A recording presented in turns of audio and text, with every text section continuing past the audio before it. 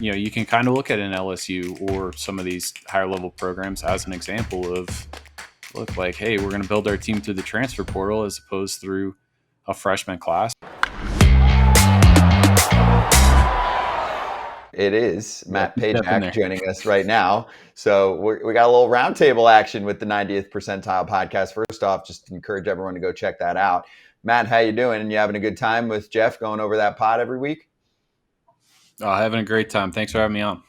Thank you. All right, let's get right to business. And by business, I mean college business. So we are going over what's been going down in the college world as far as scholarships and how things are changing. And I'll start this way, JJ. You can kick off the conversation because I thought what stood out to me, like even if you're on our production call in the morning, we're going over topics that we want to discuss, and you hear JJ say, "This is the worst time ever to be a senior high school baseball player." You're like, huh? What? Okay, explain, because this even applies to parents and young kids out there who are trying to make it to the next level.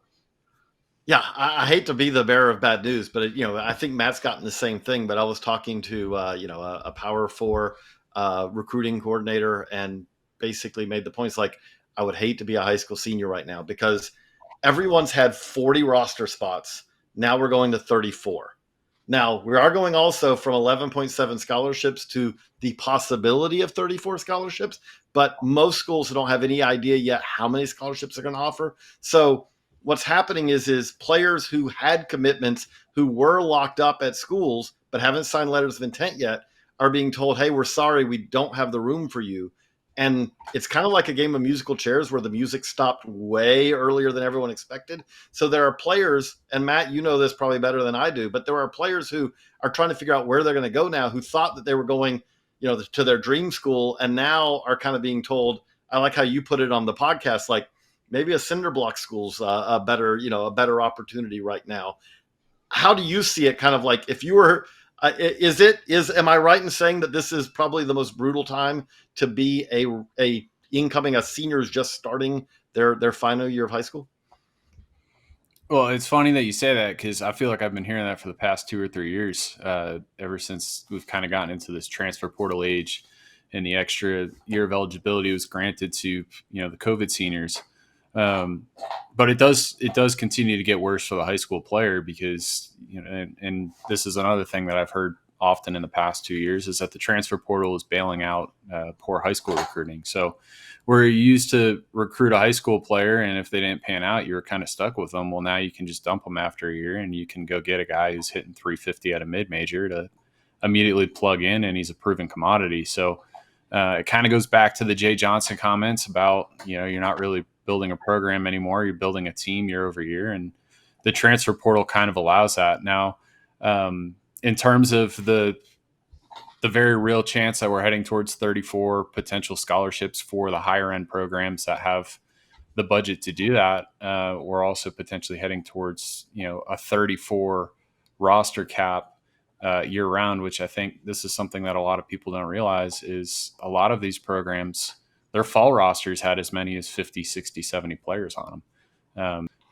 So it's going to have a major effect on a lot of players as, these Power 4, Power 5 schools aren't going to be rostering 50, 60, 70 players in the fall. So, yeah, bad time to be a high school kid. I think, that's sort of, you guys just touched on it, but it's just been really interesting in terms of, how these teams are going to sort of allocate some of these resources, how many more of these players we're going to see. I know a big name that we brought up that kind of stuck out on the Cape this year that's returning to Vandy is a guy like JD Rogers. Like, how many more of those really talented players that maybe if they ended up at a mid-major would have more opportunities to potentially get drafted, maybe as a junior, but at least as a senior. And now this guy's going to, I think his last year of eligibility and, has sort of one last shot to potentially get drafted. I think, how many more of those guys do you think we're going to see? Because that's kind of the big question, I think, for a lot of us that follow the prospect side of things, especially guys who are highly touted coming out of high school where it doesn't click right away.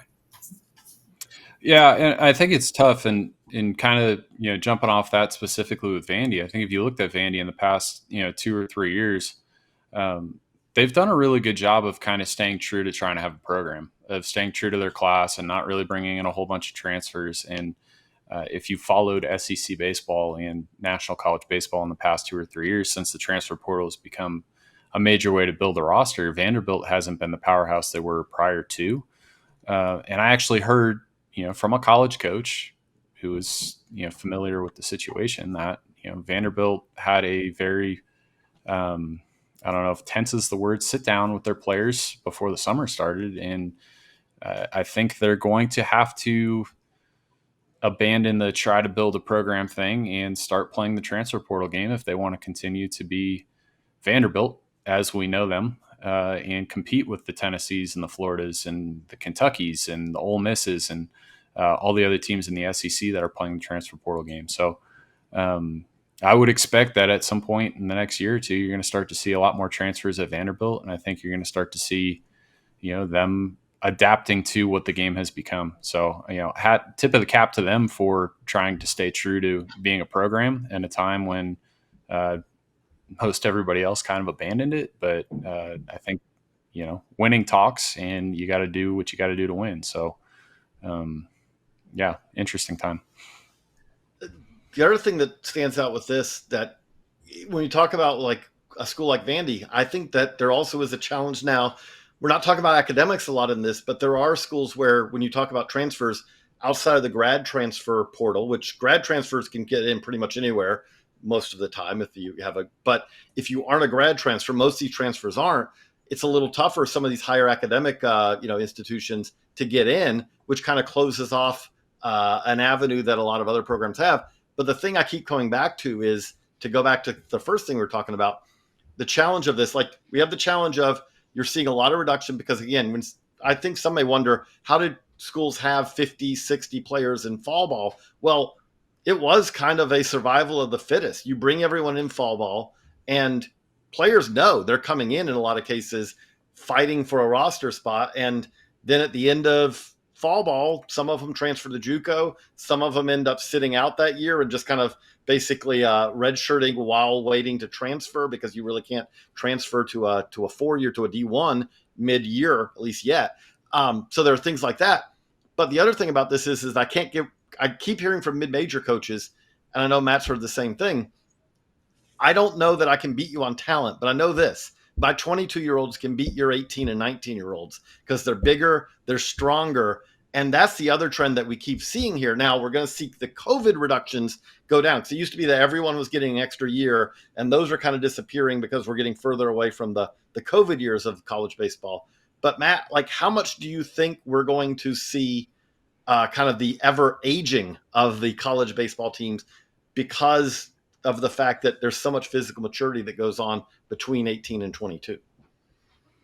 Yeah. And, if you want to go back and listen to the 90th percentile, if you're, listening to this, kind of the reason why I'm on here talking about this, and I broke it down in detail, so I'll try and be as concise as possible. You're going to continue to see aging. You're going to continue to see older teams at the highest level of the sport. And, you can kind of look at an LSU or some of these higher level programs as an example of, look, like, hey, we're going to build our team through the transfer portal as opposed through a freshman class, because a 22-year-old that's a proven commodity is, way safer and trustworthy in the college game than, a kid who's coming straight out of high school. So, and we talked about it earlier today.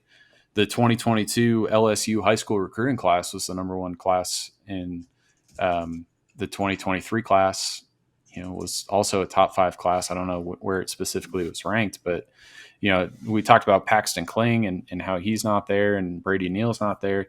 There were 8, 9, 10 underclassmen at LSU that had very little playing time, that were very talented coming into LSU, that hopped in the portal and they left after this past year. And there's, 10 to 12 incoming transfers that are about to compete with their very talented 2024 freshman class that's about to come in. And, you can't fault college coaches, because every college coach wants competition. I want 3 or 4 talented players competing for the starting job at catcher. But the problem is that, there's one catching position and one backup catching position. And if you don't get one of those two, then the third and the fourth guy are odd man out, and do that at every position. And, that kind of explains why an Arkansas would have 70 players on campus, or why a Power 5, Power 4 school would have 60, 70 players on campus is, you've got your talented freshman, you've got your returning player, and you got 2 JUCO transfers, and they're all competing for the same roster spot. And the coaches probably think that all 4 of those guys can win that spot, and they're going to get good competition. And then one guy wins the spot, and the other 3 guys have to figure it out. It's a good combo. Let's finish with a comment from Carlos Collazo from BA. He said, here's a counter. We've been complaining about the lack of scholarships for forever. Now we finally have more. That's a good thing. I also want the best players in the best conference, but I am not a coach. Any final thoughts for that? Yeah, I mean, it is a good point. Like, we went from 11-7. The comment I just keep hearing from coaches is 11-7 to 34 is like a really big jump. It's kind of a hard one to adjust to. Like, if it was phased, it would maybe be a little better that way. So that's, kind of something that we're kind of watching.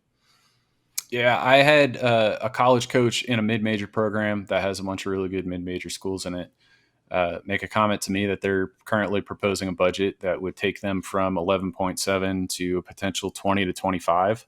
And they're already starting to kind of, feel out, because there's so much uncertainty. Who else in their conference could potentially get to 20 to 25? And they think they've got one other school pegged at 20 to 25. And they feel like if they can get there in terms of how many scholarships and the other school gets to 2025, it's going to be them and that other school competing for that conference every year. So that's a very real feeling within the college community is, if you've got the scholarship resources, you're going to be able to put together a better roster. And I guess to counter Carlos's counter, I grew up watching, and being a fan of Long Beach State, Cal State Fullerton, and a lot of mid-major programs. Mid-major programs just aren't going to be able to compete and go to Omaha. We're not going to see, a magical Stony Brook run or things of that nature when, you've got Power 4 schools with 34 full scholarships plus NIL on top of that. So money is going to rule. It's going to be really interesting to see how it all plays out. But just like you see kind of in college football, you're probably going to see the same programs year over year in the Final 8, Final 4, Final 8, competing for the national championship. Much more on this with Matt and Geoff on the 90th Percentile podcast. Matt, thanks for joining us. Appreciate the time, dude. Thank you very much.